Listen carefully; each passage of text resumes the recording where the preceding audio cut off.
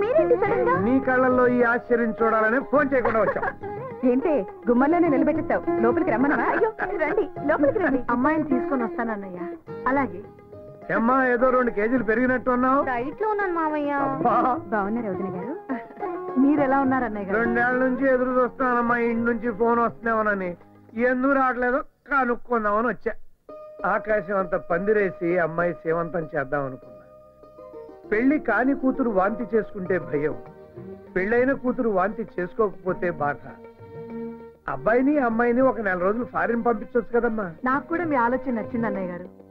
నేను కూడా వాళ్ళిద్దరిని ఒంటరిగా వదిలేసి అమ్మాయి వాళ్ళ ఇంటికి వెళ్ళాలనుకుంటున్నాను. మీ ఆయన ఎలా ఉన్నారమ్మా? ఆయన కూడా నాలుగు డైట్ లో ఉన్నారు అత్తయ్య. వాళ్ళకి చాలా ఆనందంగా ఉన్నారు. పెళ్ళయిన తర్వాత పిల్లలు సంతోషంగా ఉండడమే మనకు కావాల్సింది. నా కూతురు విషయంలో నేను చాలా హ్యాపీగా ఉన్నాను. ఇంకేంటమ్మా విశేషాలు? విశేషాల కోసం ఎదురు చూస్తున్నామని మీ నాన్నగారు చెప్పారు కదమ్మా. నాన్న అన్న పిలుపు పాత పడిపోయిందమ్మా. తాత అన్న పిలుపు కోసం ఎదురు చూస్తున్నాను. నేను కాఫీ తెస్తాను.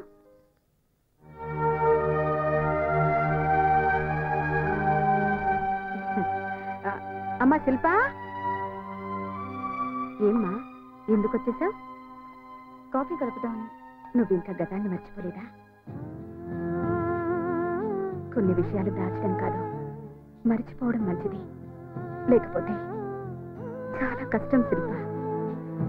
చూడు శిల్ప, మంచి భర్త దొరకడం ఆడదాని అదృష్టం. ఆ అదృష్టాన్ని దూరం చేసుకుంటే నీ ఎంత దురదృష్టవంతురాలు ఉండదు. అదేం లేదమ్మా. మరి మరి మరి అమ్మ నాన్న వాళ్ళకి మనవడు కావాలని అడుగుతున్నారు. శిల్ప ప్లీజ్, రేపు చాలా ఇంపార్టెంట్ టెండర్ ఉంది. మన కంపెనీకి 70% రెవెన్యూ ఈ ప్రాజెక్ట్ నుంచి వస్తుంది. 7 yearsగా ఈ టెండర్ మనకే వస్తుంది. కానీ ఈసారి కాంపిటీషన్ చాలా ఎక్కువగా ఉంది. నన్ను డిస్టర్బ్ చేయకు please. Thank you, good night.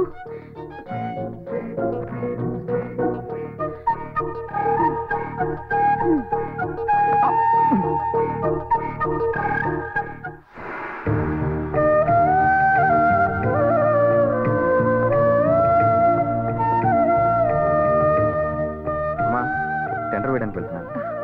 క్షేమంగా వెళ్ళిరా బాబు. ఇదిగో బాబు.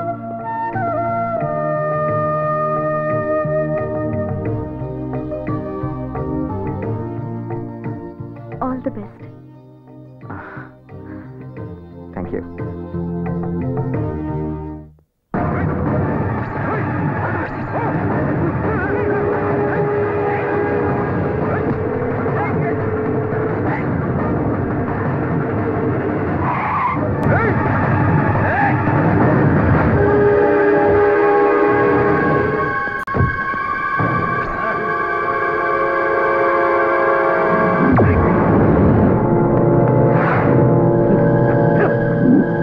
నువ్వు టెండర్కి ఎలా వెళ్తావు చూస్తాం.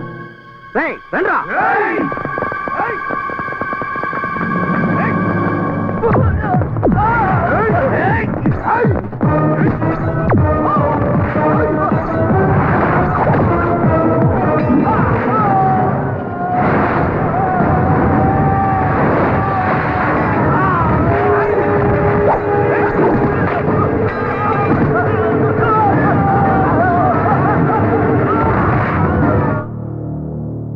It is already 12 o'clock. Tenders open చేయండి ప్లీజ్. రామ్ ఇండస్ట్రీస్ టెండర్ కూడా వస్తుంది. He's on the way.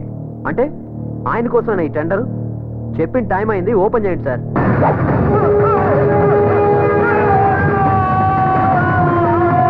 Yes, the tender quotations are number 1, Vijayalakshmi Industries, 70 crores.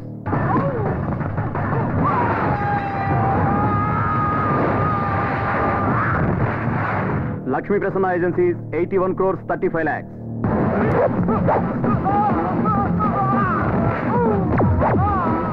Number 3, Marvelous Industries, 79 crores.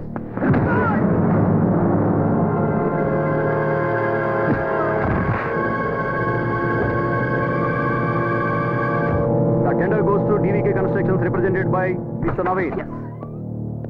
Congratulation. Thank you Naveen.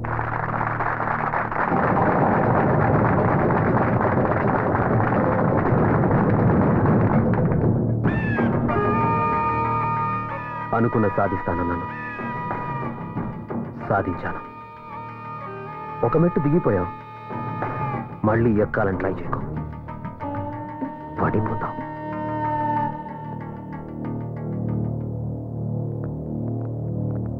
Good morning. Good morning. Morning.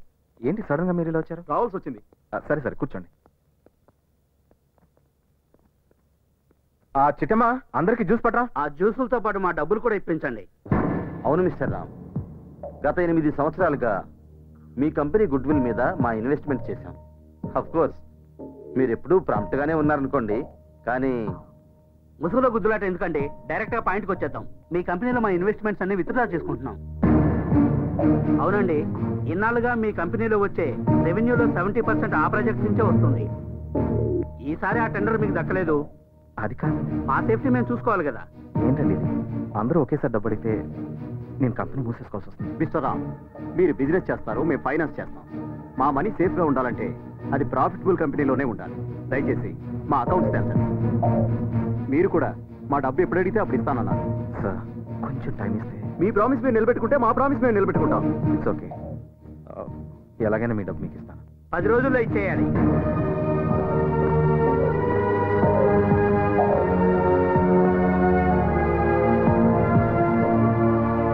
Court వారి ఆదేశాల మేరకు ప్రముఖ పారిశ్రామికవేత్త రామ్ గారి ఇంటిని ఆస్తులను వేలం వేయడం జరుగుతుంది.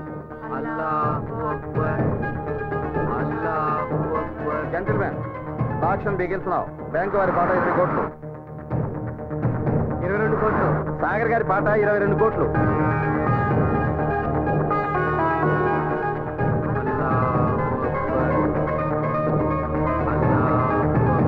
24 కోట్లు. 25 కోట్లు.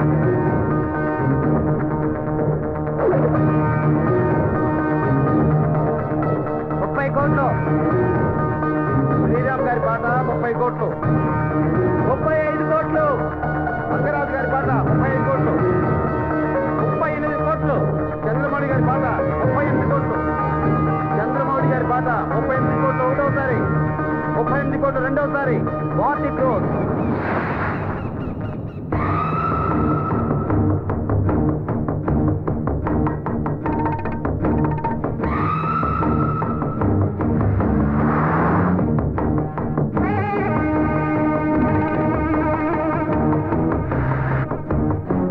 Yes? 40 crores. నవీన్ గారి పాట 40 కోట్లు. 40 కోట్లు ఒకటోసారి. 40 కోట్లు రెండోసారి. 40 కోట్లు మూడోసారి. Auction is over.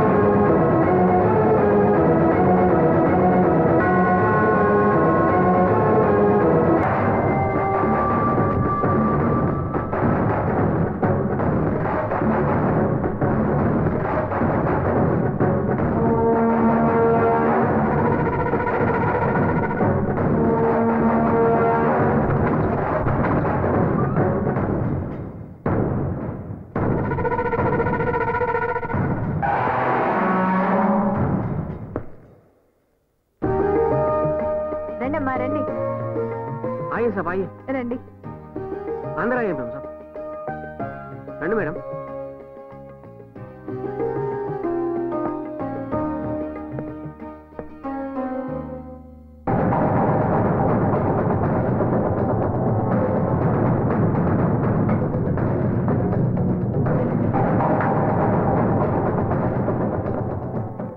సలీం, మీకేం ఇబ్బంది లేదు కదా? సాబ్ ఇట్లాంటి చిన్న ఇంట్లో ఉండడం మీకు ఇబ్బంది సాబ్, మాకేం ఇబ్బంది? అయినా ఇల్లు ఇచ్చింది మీరే సార్. సాబ్ అడవిలోకి వెళ్ళిన రాముడు రాముడే సాబ్, అజ్ఞాతంలో ఉన్న పాండవులు రాజులే సాబ్. సాబ్ బురాదిన్ సబ్కు ఆతా సాబ్, లేకిన్ బురాదిన్ చాలా రోజులు ఉండదు సాబ్. ఇట్లాంటి చిన్న ఇంటికి రావడం మీ దురదృష్టమే సాబ్, కానీ ఈ సేవకుడి ఇంటికి రావడం మా అదృష్టం సాబ్. సలీం, సలీం, నువ్వు రామాయణం మహాభారతం గురించి మాట్లాడుతున్నావా? నేను అసలైన ముసల్మాని మేము సాబ్. ఎదుటి వారి మతాన్ని మనుషుల్ని గౌరవించడం మా లక్షణం మేము సాబ్.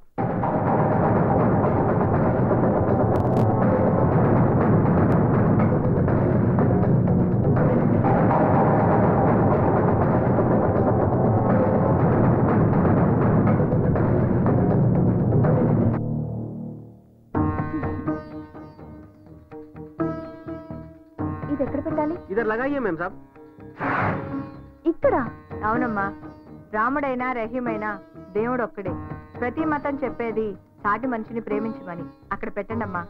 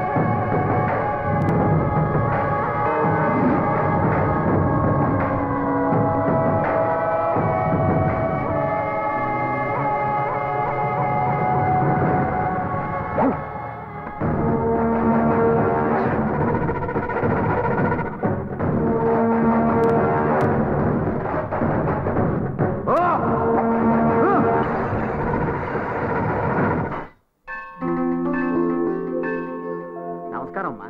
నమస్కారం. రామ్ గారు రాలేదా? ఆయన రాలేదు. వచ్చి ఉంటే బాగుండేది. సర్లే అమ్మా.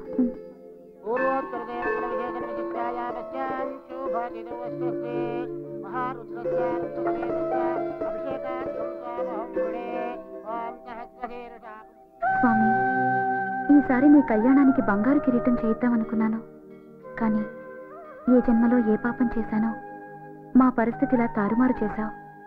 దయచేసి మమ్మల్ని క్షమించి కాపాడు తండ్రి.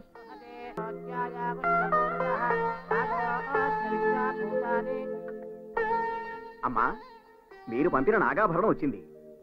మీరు రామ్ గారు వచ్చి స్వయంగా ఇచ్చుంటే ఇంకా బాగుండేది. నాగాభరణమా?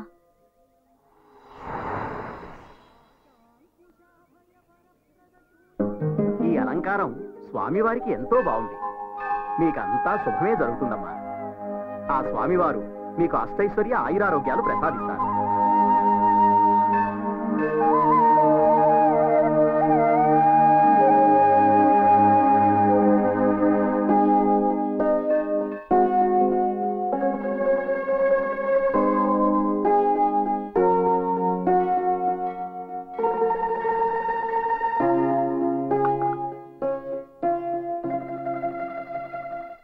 ఎవరు పంపించుంటారు? అది నా పేరుతో. నేనే పంపించాను. దేవ్, నువ్వా? అవును, నేనే. నువ్విచ్చిన మాటను తప్పితే నువ్వు ఓర్చుకోగలవేమో, బట్ నేను సహించలేను. అందుకే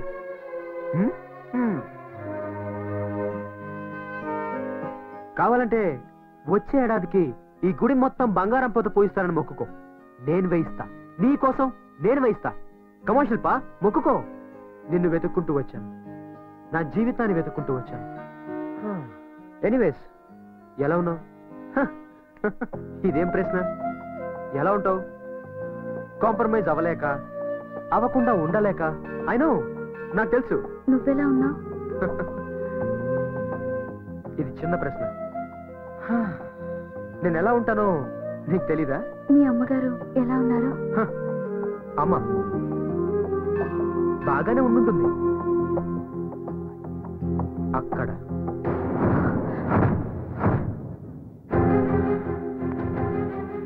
అంటే నువ్వు వెళ్ళిపోయావని తెలియగానే అమ్మ కూడా వెళ్ళిపోయింది.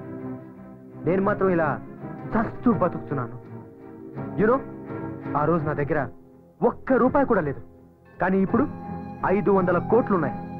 ఎలా సంపాదించానో తెలుసా? ఎలాగైనా సంపాదించాలి అని రోడ్డు మీద పిచ్చి వాళ్ళ తిరిగాను. ఆ ప్రయాణంలో అలసిపోయేవాణ్ణి. ఆ సమయంలో నువ్వు నా కళ్ళ ముందు కనిపించి, దేవ్ కమాన్ ట్రై, నువ్వు గెలుస్తావు అని నన్ను ఎంకరేజ్ చేసేదాన్ని. అంతే, ఆ అలసటంతా మర్చిపోయి అడుగు వేసుకుంటూ వచ్చాను. అలా అడుగులేస్తూ 500 కోట్లు సంపాదించాను. కానీ నువ్వు లేని ఈ డబ్బు నాకు చెత్త కాయతలతో సమానం. అందుకే నిన్ను వెతుక్కుంటూ వచ్చాను. ఎస్, నేనిప్పుడు ఇంకో వ్యక్తికి భార్యని. అది బలవంత పెళ్లి. తాళి కట్టినంత మాత్రాన అది పెళ్ళవదు. కలిసి ఒకే ఇంట్లో ఉన్నంత మాత్రాన భార్యాభర్తలు అవరు. మనసులు కలవాలి. నీ పెళ్లి ఒక మనిషితో కాదు, అతని ఆస్తితో జరిగింది.